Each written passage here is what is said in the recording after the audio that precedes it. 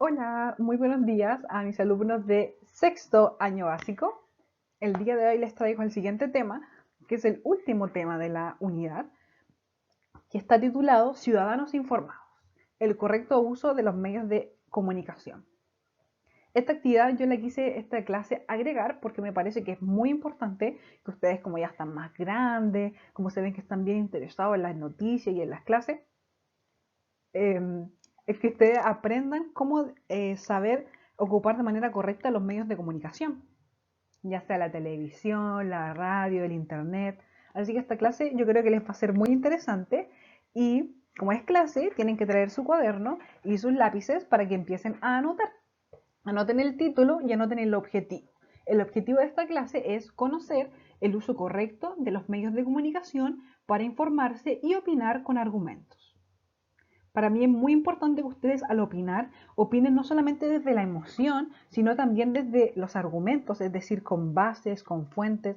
Ahí lo vamos a explicar, ¿ya? Así que anoten eso y si pueden, porfa, anoten la fecha, ¿ya? Comencemos. Primero, me voy a esconder, vamos a hacer una actividad introductoria. Quiero que ustedes vean las siguientes 4 imágenes y me digan para qué sirve cada uno de estos,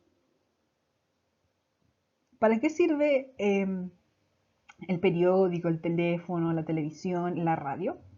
Esta, como es una actividad introductoria, tienen que hacerla ahora. No la hagan después cuando termine el video, porque si no, no va a tener gracia porque ya van a saber para qué sirve cada uno y van a hacer trampa. Así que pónganle pausa y hagan esta breve actividad introductoria. ¿Ya? Háganla ahora, porque o si no, va a ser trampa. Ahora, vamos a recordar la clase anterior.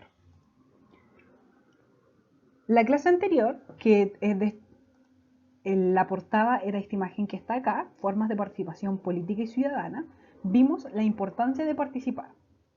La importancia de participar era porque participando, opinando, siendo parte de toda esta participación ciudadana, hacemos que funcione la democracia.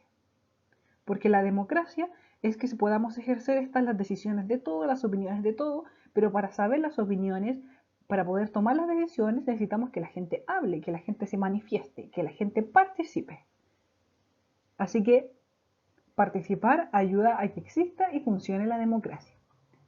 Número 2, vimos los tipos de participación, que eran 3, donde tenemos la participación política, que es la más directa, donde tú puedes postularte a cargos públicos, diputado, senador, concejal, presidente, donde tú vas a realizar los votos, es decir, tú ejerces tu derecho a sufragio, vas a votar en estas elecciones presidenciales, en elecciones parlamentarias. La primera, la participación política, es la más directa, donde tú estás estrechamente relacionado con la política, ya sea postulándote a cargos, participando en partidos políticos, votando, etc. La número 2 era la participación civil. Esta no es tan directa como la anterior, pero en la participación civil o ciudadana, encontramos todas las maneras de manifestaciones, como por ejemplo las marchas, participar en asambleas, en campañas informativas, quizás en ollas comunes, ollas populares, todo este tipo de participación que es con un objetivo político, pero no es directo. O sea, tú quieres que los políticos te escuchen, pero no lo vas a hacer de la forma directa y tradicional, sino que lo vas a hacer manifestando tus ideas. Y la última, la participación comunitaria, era la menos directa de las tres y donde en esta la gente no busca participar en la política, sino que busca solucionar problemas más pequeños, problemas a nivel barrio, a nivel familia o a nivel país, pero problemas más los buscan solucionar como personas particulares, como personas partes de una comunidad, como ahí yo les di el ejemplo de un techo para Chile, de los scouts, de las juntas de vecinos. Ellos ven un problema y lo arreglan, no quieren que, no buscan que los políticos los escuchen, sino que solamente lo hacen. Pero igual terminan influyendo y terminan ayudando en todo este tema de la participación y la democracia, lo quieran o no. Y también vimos esa clase, cómo participar siendo niños. Ahí hablamos de que ustedes como niños pueden participar opinando, teniendo respeto con sus pares, con sus padres, cuidando el medio ambiente, informándose, que eso es lo que vamos a ver en esta clase, y siendo honestos, que también vamos a aprender algo de eso en esta clase. Ahora, ¿qué son los medios de comunicación? Los medios de comunicación son distintas maneras que tienen los seres humanos para intercambiar información o ideas. Es decir, que tenemos una persona, a alguien que emite y otra persona que recibe. Esto quiere decir que tenemos una persona que entrega información y otra persona que recibe la información. Uno que habla y uno que escucha. O también se puede dar de forma simultánea. Que el que habla también escuche. Por ejemplo, si yo hablo con una amiga o con un amigo, no hablo solamente yo, o no habla solamente él o ella, sino que es simultáneo. Yo le escucho y ella me escucha. Ella habla y yo hablo. Ese es el intercambio de información, porque cuando uno habla, esto ya no estamos pasando quizás más al lenguaje, pero cuando uno habla, transmite algo, transmite palabras y esas palabras contienen información y pueden contener también ideas. En este caso, los medios de comunicación, estamos hablando de las distintas maneras tecnológicas para comunicarse y transmitir información, están en constante evolución, o sea, siempre están cambiando, siempre se están actualizando, y los más famosos de los medios de comunicación son los medios de comunicación masivos, es decir, estas formas de comunicación que llegan a toda la gente, que llegan a cientos, a miles de personas. ¿Ya? Porque, por ejemplo, un medio de comunicación podría ser, como tenemos en la imagen, a los chicos hablando por estos vasitos. No sé si alguien lo ha hecho alguna vez, pero eso es un medio de comunicación, porque están hablando, están recibiendo información, pero lo que vamos a hablar en esta clase son los medios de comunicación masivos. Por eso lo puse en destacado, porque al ser masivos llegan a cientos, a miles de personas, como la radio, la televisión, el cine, etc. Y los usos de estos medios masivos pueden ser tanto positivos como negativos, pero en esta clase vamos a aprender cómo usarlos positivamente. Ahora, ¿cuál es la importancia para la historia de estas fuentes?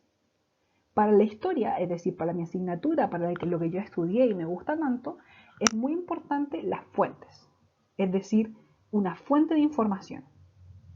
Porque la historia, que siempre está en el pasado, se construye a través de las fuentes, ya que no existe, por desgracia, una máquina del tiempo que me lleve a mí a la época donde estaban los faraones, donde se construyeron las pirámides. Yo no puedo viajar en el tiempo. Entonces, ¿cómo puedo investigar acerca de ese pasado lejano o de ese pasado cercano? Usando fuentes de información. Porque la gente desde el inicio de los tiempos siempre se ha querido comunicar con otra.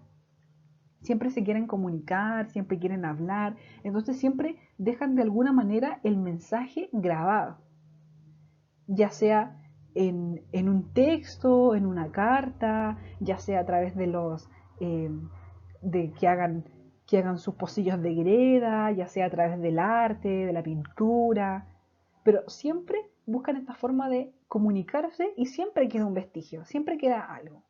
Entonces la historia ocupa todas esas fuentes de información y construye con ellas el pasado. Por eso es muy importante para los historiadores, porque yo también soy una historiadora, los medios de comunicación masivos, sobre todo para estudiar la historia más reciente, como estamos hablando desde el siglo XIX en adelante, o más que nada desde el siglo XX en adelante, cuando aparece la televisión, cuando aparece eh, esto del cine, las películas, y ahora más moderno, a principios del siglo XXI, en los 2000, con la aparición del Internet, de las redes sociales, también eso lo ocupamos. Los historiadores no nos vamos a quedar solamente con las cartas y con las cosas antiguas, sino que tenemos que ocupar también muy bien estos recursos nuevos y tecnológicos. Así que para mí son muy útiles. Pero En estos tiempos ya modernos, quizás sí son más útiles, son más rápidos, pero tenemos que tener mucho cuidado para poder encontrar la información adecuada, que sea verdad, que sea verídica, que no tenga errores. Así que por eso es muy importante el uso de las fuentes confiables. Tenemos dos tipos de fuentes. Tenemos las fuentes primarias, que son las que están arriba, y tenemos las fuentes secundarias, que son las que están acá abajo. Voy a explicar cada una de estas. Una fuente primaria es esta información de primera mano, es decir, que fueron hechas, fueron escritas o fueron grabadas en el momento exacto cuando está pasando el suceso. Esto quiere decir que lo escribió ya sea la misma persona que estuvo involucrada o alguien que vio eso. Pero eso es una fuente primaria, es algo que estuvo en ese momento y que es de primera mano. No que me contó el vecino, que el hermano, que el primo, que el tío, que el abuelo que está en Canadá tiene un amigo que está en Estados Unidos que vio morir a Michael Jackson. No, sino que alguien que estuvo ahí. Por ejemplo, puse esta imagen de Michael Jackson porque una fuente primaria pueden ser los diarios de la época, porque ahí los periodistas estuvieron en el funeral, estuvieron entrevistando en el hospital, o quizás tenemos entrevistas de los doctores que atendieron a Michael Jackson, entrevistas a los parientes de Michael Jackson. Entonces eso sería una fuente primaria, porque fueron personas que estuvieron ahí, que vivieron el momento y que anotaron esas cosas. En cambio, una fuente secundaria es una interpretación o un análisis. Por ejemplo, si nosotros vemos un documental que fue hecho ahora en el 2020 sobre Michael Jackson y sobre su muerte, sería una fuente secundaria, porque ellos van a utilizar para hacer este programa la información de los diarios, la información quizá recopilar las entrevistas, recopilar las canciones, pero ya no sería directo, porque ellos ya están años después y estarían interpretando, estarían volviendo a revisar todas estas fuentes primarias. Puse este ejemplo con Michael Jackson porque imagino que muchos de ustedes lo conocen, aunque ya está muerto, la música de Michael Jackson es muy famosa, por eso puse este ejemplo. Espero que lo entiendan, porque si no, ¿cómo no conocen a Michael Jackson? Pero bueno, entonces tenemos las fuentes primarias, que son las de primera mano, es decir, cuando tú estuviste ahí o cuando tú viviste ese suceso, y las fuentes secundarias. Iba a poner como ejemplo también la noticia de las Torres Gemelas, pero creo que a lo mejor ustedes eran muy pequeños para acordarse, pero quizás si están viendo este video con sus padres, les puede quedar mejor el ejemplo con las Torres Gemelas. Cuando fue el atentado de las Torres Gemelas el 11 de septiembre del 2001, me acuerdo que en ese momento las noticias se hicieron como una especie de breaking news de un como último minuto donde mostraban el derrumbe de las Torres Gemelas. Incluso para nosotros, o sea, los canales como el Mega, el TVN, que están súper lejos, el hecho de haber estado transmitiendo en vivo y en directo lo que pasó en ese momento ya sería una fuente primaria. O sea, si yo quiero investigar el tema de las Torres Gemelas y busco en internet los videos del matinal, de las noticias del Mega ese día, el 11 de septiembre del 2001, van a ser una fuente primaria, aunque estén aquí en Chile. Así los diarios que salieron en ese momento, eh, las entrevistas que salieron en ese momento, van a seguir siendo una fuente primaria. Pero, por ejemplo, una fuente secundaria serían todas estas películas que salieron años después del atentado de las Torres Gemelas. Porque estas películas ya recopilan la información, pero ya no son de primera mano, sino que ellos están utilizando la información de estas fuentes primarias. Si no les quedó claro esto, que es un poco complejo, me lo pueden preguntar por comentarios o pueden enviarme un correo, ¿ya? Y le hago un ejemplo con lo que ustedes quieran. Ahora, los tipos, o sea, ¿cuáles son fuentes primarias y cuáles son fuentes secundarias?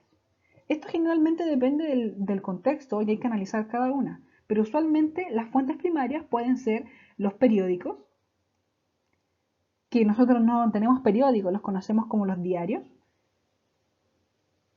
Una autobiografía, es decir, cuando una persona hace la biografía de sí misma. Es decir, por ejemplo, la autobiografía de Gabriela Mistral, la autobiografía de la reina Isabel, la autobiografía de Gladys Marín. Cuando yo hablo sobre mí misma, ahí sería una fuente primaria, porque yo estoy hablando de mí.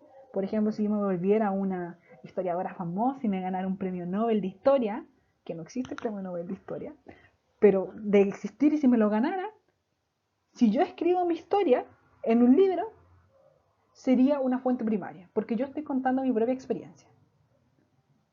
En cambio, si otra persona escribe la historia mía, ya no sería una fuente primaria, sería una fuente secundaria. Las fotografías también son una fuente primaria. Por ejemplo, todas estas fotos que salieron eh, por ejemplo, del golpe de Estado, del bombardeo a la moneda, también el 11 de septiembre, las fotos de la caída de las Torres Gemelas, las fotos del asesinato de John Kennedy, las fotos de cuando la Cecilia Boloco fue Miss Universo, las fotos de cuando Chile ganó la Copa América, alguna foto quizás de cuando yo o ustedes fueron de viaje. Todo eso es una fuente primaria, porque ustedes ven el momento y le sacan una foto, lo capturan en la imagen. Entonces son fuentes primarias. Una carta también puede ser una fuente primaria. Esto es un recurso que usamos mucho los historiadores porque para estudiar como épocas más antiguas, ahora es difícil que se mande una carta, se mandan siempre por correo, pero más antiguamente quizás sus papás se van a acordar o su abuelito, se usaban mucho las cartas. Entonces, por ejemplo, si yo le quería contar algo a mi prima que estaba no sé, en Santiago, yo le enviaba una carta. Claro que la carta le iba a llegar días después, pero yo le contaba mi vivencia a través de una cartita. Y esa cartita, por ejemplo, si tenemos una familia que vivió en el siglo XVII o vivió, podríamos decir, a principios en la década de los 70, por ejemplo, y tenemos a primas, una que vivía en Valparaíso y una que vivía en Santiago, y ambas vivieron el golpe de Estado. Cuando ellos se comunicaban y contaban lo que estaban viendo en Valparaíso, lo que estaban viendo en Santiago, y se lo cuentan por esas cartas pasan a ser una fuente primaria. Porque se están comunicando respecto a un tema en el momento que está pasando y son personas que lo están viviendo. Entonces es una fuente primaria. Las novelas, no estoy hablando de teleseries, sino que estoy hablando de libros, como por ejemplo El Quijote de la Mancha, eh, no sé, eh, es que no cacho mucho de novela, me gusta más la fantasía. Por ejemplo, novelas que estén basadas en hechos reales y que hayan sido escritos por las personas que lo vivieron, también. Cuando hablamos de novelas estamos hablando de libros. Los libros también son una fuente primaria. Por ejemplo, incluso en fantasía, si yo quiero hacer un estudio de la historia de la literatura fantástica y quiero usar como ejemplo, no sé si ustedes lo conocen, El Señor de los Anillos, si yo quiero usar El Señor de los Anillos y quiero hacer una tarea sobre El Señor de los Anillos, sobre los libros de Tolkien, yo tengo que ir al libro original. Y ahí yo estaría usando una fuente primaria. Y todo lo que yo escriba acerca de ese libro sería una fuente secundaria. Pero la fuente primaria siempre va a ser el texto de la novela en sí. Las entrevistas también son fuente primaria, porque por ejemplo, cuando Chile ganó la Copa América, a lo mejor ustedes se acuerdan, si yo fui y entrevisté a Alexis Sánchez o al Arturo Vidal, esa entrevista es una fuente primaria. El arte, al igual que la fotografía, también es fuente primaria porque fue hecha en un momento. Por ejemplo, la Mona Lisa, eh, por ejemplo, la Capilla Sixtina, por ejemplo, las pinturas de Caravaggio, o todas las fuentes, las formas de arte, estamos hablando de pintura, escultura, arquitectura, también son fuentes primarias, porque reflejan una época. Y los discursos también son una fuente primaria. ¿Ya? Ya en fuentes secundarias sería todo lo que recopile esa información. Por ejemplo, una enciclopedia, ¿las conocen ustedes la enciclopedia? Tienen un montón de información, pero esa información ellos recopilan información. Y la recopilan como a partir de fuentes primarias. Una biografía, como les dije anteriormente, también es una fuente secundaria porque yo recopilo información acerca de una persona y escribo su historia de vida. Los documentales televisivos, como estos que dan en el History Channel, como estos que dan de repente, porque nunca dan esas cosas en los canales nacionales, como estas que dan en el Discovery, todos esos documentales también son fuentes secundarias porque ellos se basan en todas estas fuentes primarias. Y también la crítica del cine o de arte también es una fuente secundaria. Ahí a todo esto agregar como fuente primaria tenemos el cine. Pero esto también depende, porque si yo estoy hablando de un suceso que pasó hace años, entonces ya no sería una fuente primaria, sino una fuente secundaria. Pero si, por ejemplo, yo quiero estudiar y hacer un análisis, por ejemplo, de la película El Titanic, ahí la película El Titanic pasaría a ser la fuente primaria. Y lo que yo hable sobre mi crítica sobre el Titanic pasaría a ser una fuente secundaria. Por eso yo les dije que hay fuentes primarias que pueden ser secundarias, dependiendo del contexto, o al revés. Ahora, algunos medios de comunicación masivos. Tenemos los medios escritos, es decir, todo aquello que está impreso o escrito a mano, como por ejemplo un periódico o un diario, los panfletos, las revistas y los libros. Estos son fuentes escritas y son masivos porque se imprimen o se realizan para muchas personas. Ahora, los medios audiovisuales. Los medios audiovisuales, es decir, que nosotros los escuchemos o que veamos y escuchemos al mismo tiempo, son por ejemplo la radio, los noticieros de televisión, las entrevistas que muestran en televisión o en la radio, los programas educativos y los documentales. Aquí tenemos un montón de fuentes primarias y secundarias, pero estamos hablando del medio. El medio sería la radio, la televisión, un computador.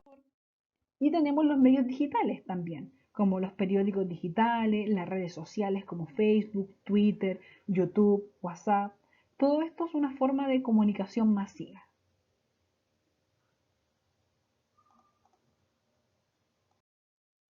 Ahora, ¿cómo podemos usarla para ser ciudadanos? Usted tiene que tener en cuenta lo que aprendimos en la clase anterior, la clase de participación ciudadana, y ahora vamos a tener esto de esta clase. Y esas dos cosas las vamos a juntar. ¿Cómo podemos usar la tecnología y la información para ejercer nuestro derecho a ser ciudadano? ¿Cómo va a ser? Yo le expliqué en la clase pasada que informarse es muy importante para la democracia, porque el hecho de ser ciudadanos o chilenos informados de lo que pasa también es una forma de participación.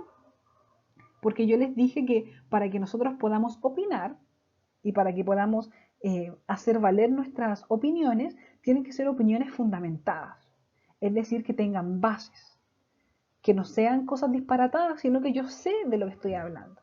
Y para eso puedo usar todos estos medios de información, para opinar, participar en las decisiones, generar presión, mantenerse enterados de cómo se usan los recursos, estar en alerta, etc.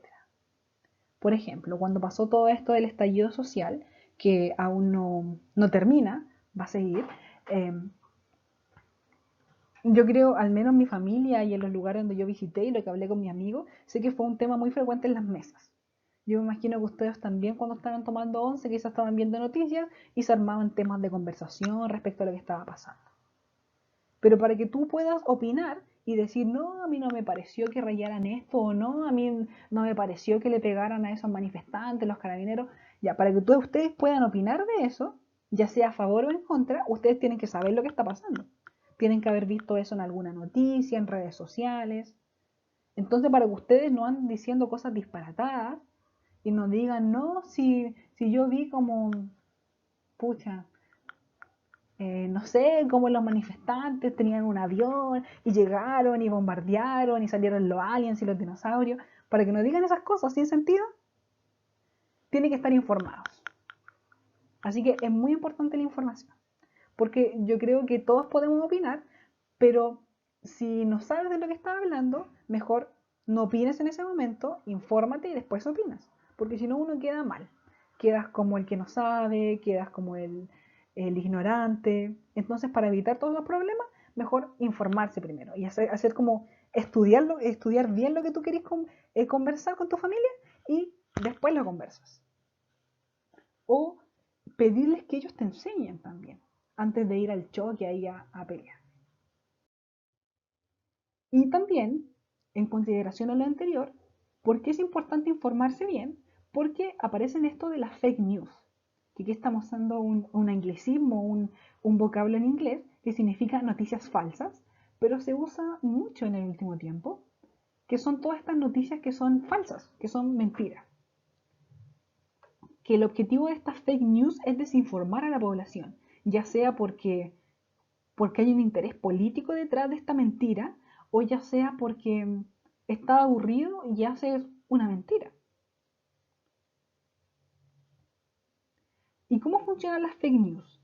Una fake news puede ser una mentira, completamente mentira, como por ejemplo que salió eh, ahora durante esto del coronavirus, decía que si tú te tomas una copa de vino, si tú te tomas una copa de vino, se moría el coronavirus. Eso es totalmente mentira. Eso es totalmente desinformación. Pero también tenemos las noticias que no son todas mentiras, pero sí que targiversan la información. Por ejemplo, cuando salían noticias de el estallido social, y bueno, por dar un ejemplo, salió una noticia que salía el alcalde Sharp, que decía que estaba destruyendo un poste y que estaban las marchas. Eso también era una fake news. Eso realmente existió. Era una foto. Pero esa foto era de hace años atrás. Y era una foto donde él estaba jugando como que destruía algo. Pero no estaba destruyéndolo, sino que fue una imagen nomás. Él no hizo nada. Pero fue tiempo atrás. Entonces las personas compartieron esa noticia y pusieron de que era de ahora. Eso también es una forma de desinformar. Como por ejemplo también cuando pusieron unas imágenes de una diputada que salía con un parche en el ojo y decían que yo le estaba haciendo burla a los manifestantes, y esa noticia sí, realmente pasó, pero había pasado hace años atrás. Entonces estaba totalmente fuera de contexto de lo de esta diputada de derecha, y ella salió diciendo, pero esa noticia es de hace años, ¿por qué ponen esa noticia ahora? Entonces por eso les digo, repito, las fake news pueden ser noticias completamente falsas, o sea, algo totalmente inventado, o puede ser algo del pasado que lo hacen pasar como que es actual, como que pasó en este momento. ¿Ya? ¿Cómo saber si es una fake news? En realidad es muy fácil, quizás, bueno, muy fácil para mí o quizás para algún adulto, pero usualmente para los niños o para los ancianos es difícil. Pero ¿cómo podemos saber si es una fake news? O sea, si es una fuente confiable o no es una fuente confiable, si es verdad o si es mentira. Primero tenemos que ver el autor. El autor es quien escribió eso, quien lo publicó, ya sea un periodista con nombre y apellido o ya sea una empresa, como por ejemplo salió en el Mega, salió en el TVN, salió en la BBC. Ese es el autor. ¿Quién es el emisor de esta información? Si el mensaje no tiene el autor, o sea, tiene texto, texto, texto, noticia, noticia, pero no tiene ningún nombre ni ninguna referencia de quién lo escribió, probablemente sea una fake news. Porque es importante para las noticias siempre poner el autor, ya sea una persona particular o ya sea la empresa. Así que si no tiene autor, desconfíen. Segundo, hay que verificar la fecha. Porque usualmente en estos grupos como la Feria de las Pulgas de Quinta Región, en Facebook, siempre se suben fake news, pero más que mentiras son en errores. ponen noticias que son hace 8 años atrás, que son hace 3 años atrás, y la gente las lee y dice, ¡Ah! Derrumbaron las Torres Gemelas. Y esa noticia pasó hace años. Pero la gente no ve la fecha y piensan que volvió a pasar o que está pasando ahora. Así que es muy importante que cuando vean una noticia y desconfíen, vean la fecha. Número 3, aunque suene muy ilógico, muy quizás un poco tontito, hay que leer la noticia completa. ¿Por qué? Uno diría que para compartir una noticia tienes que leerla, pero hay mucha gente, de verdad pasa, que no lee la noticia, lee el puro título y la comparte, y no tiene idea de lo que dice la noticia. Entonces mi consejo es que ustedes lean la noticia completa. Y este consejo va para ustedes, va para sus padres y quien sea que esté viendo este video. Entonces, verificar el autor, verificar la fecha y leer la noticia completa. Número 4, verificar los datos. Esta quizás no la van a hacer así como voy a ver las noticias, voy a verificar todos los datos. No, pero si ya están desconfiando de esta fuente y no están seguros, verifiquen los datos. Por ejemplo, si es una noticia que dice en Valparaíso han muerto 5.000 personas por coronavirus, ustedes no se queden con esa información, busquen. Si dice, por ejemplo, según la Universidad de Michigan en Estados Unidos, el coronavirus se puede combatir tomando agua con limón, entonces ustedes vayan a corroborar esa información, los datos estadísticos, que digan, no sé, según la Universidad de California, el 84% de las personas mueren por coronavirus. Entonces ustedes verifiquen esos datos. Vayan a la fuente y vean ya si el dato es correcto o no. Es muy fácil. Y la otra, la número 5, que está relacionada con verificar los datos, es ir a la fuente principal. Muchas noticias citan a otras noticias, como les dije.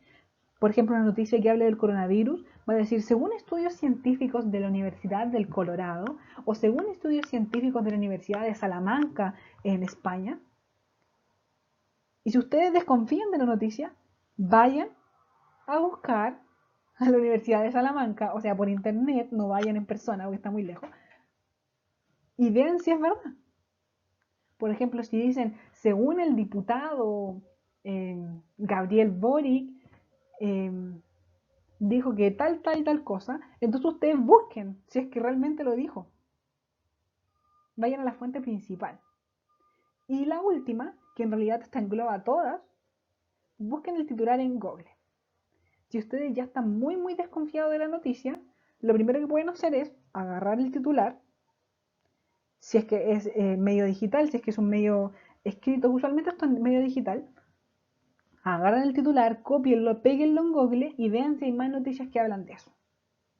Porque, ¿qué pasa? Cuando son noticias que son mentiras, si ustedes agarran el titular, van a ver que el Google les va a tirar páginas donde dice la noticia el vino mata al coronavirus es falsa.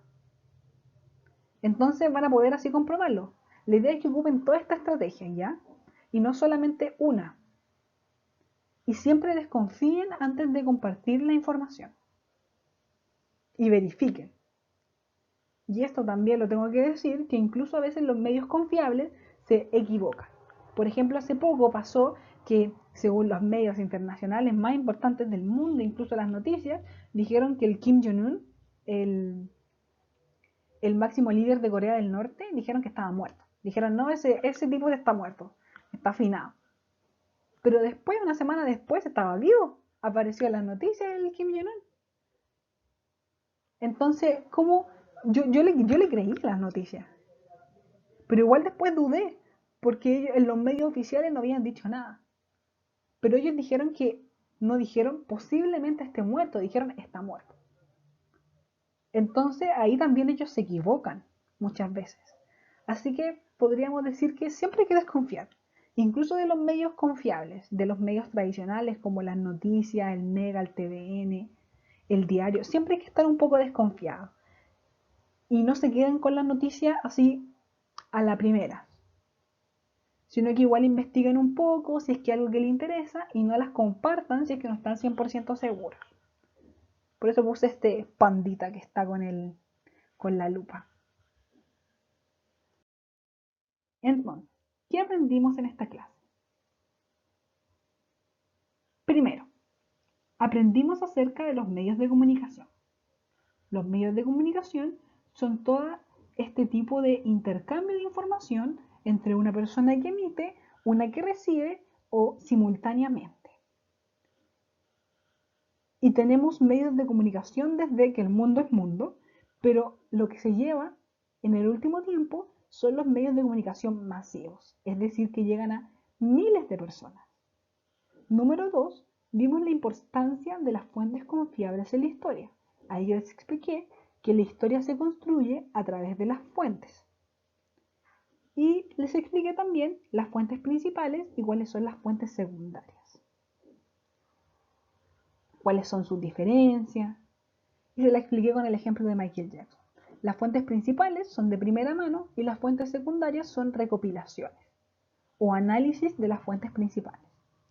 Le hablé acerca de algunos medios de información, como los medios escritos como el diario, los medios auditivos como la radio, los medios audiovisuales como la televisión, los medios digitales como las redes sociales.